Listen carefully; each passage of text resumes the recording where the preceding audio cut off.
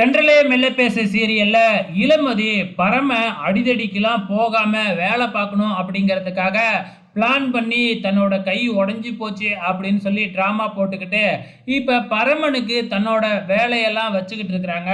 அதாவது மாவு அரைச்சி அதை போய் கடைக்கு போடணும் இல்லையா, அந்த வேலையை நீ தான் செய்யணும் எனக்கு பதிலா அப்படின்னு சொல்லி பரமனை வேலை வாங்கிக்கிட்டு இருக்கிறாங்க நம்ம இளமதி.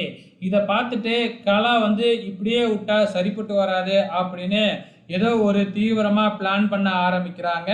அதே நேரத்தில் மாவு பாக்கெட்லாம் போட்டு ஆட்டோவில் எடுத்துக்கிட்டு போய் பரமணியே எல்லா கடையிலையுமே டெலிவரி பண்ண வைக்கிறாப்புல நம்ம இளமதி. ஸோ இப்படியே ஒரு மாதம் நீ வேலை பார்த்துக்கிட்டே இருந்தீன்னா உன் அடித்தடியெல்லாம் விட்டுட்டு நீயும் இந்த வேலைக்கு வந்துடுவ அப்படிங்கிற மாதிரி இளமதி மனசுக்குள்ளாலேயே நினச்சிக்கிட்டு இருக்கிறாங்க. ஸோ அதே நேரத்தில் இங்கே இளமதியோட அப்பா ஒரு இடத்துல செக்யூரிட்டியாக வேலை பார்க்குறாப்லையாட்டுக்கு கேட்டுக்கிட்ட நின்றுக்கிட்டு வர்றவங்க யார், கேட்டை திறந்து விடுறது இந்த மாதிரி வேலை. ஸோ அவர் என்னடானா கேட்டுக்கிட்ட நிற்காம போய் ஒரு சேரை போட்டு தள்ளி உக்காந்துருக்கவும் ஓனர் அவரை பிடிச்சி பயங்கரமாக திட்டிடுறாப்புல. அதுக்கப்புறம் பயந்து போய் நான் இதுக்கப்புறம் இங்கேயே நிற்கிறேன் அப்படின்னு சொல்லி வேலையை பார்த்துக்கிட்டு இருக்கிறாப்புல.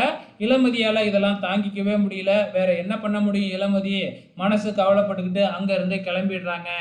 இப்போ இந்த கலா என்ன பிளான் பண்ணுது அப்படின்னா, இங்கே பரமன் இருந்தால் தானே பரமனோட மனசை இவ மாற்றுவா, பரமனை வெளிநாட்டுக்கு அனுப்பி வச்சிருவோம் 6 மாதத்துக்கு அப்படின்னு பிளான் பண்ணி ஒரு ஏஜென்சி கிட்ட இந்த மாதிரி பரமனுக்கு உடனே பாஸ்போர்ட் அனுப்பி ஒரு 6 மாதம் எங்கேயாச்சும் வெளிநாட்டுக்கு அனுப்பி வைக்கணும் அப்படின்னு பிளானை சொல்லிக்கிட்டு இருக்கிறாங்க.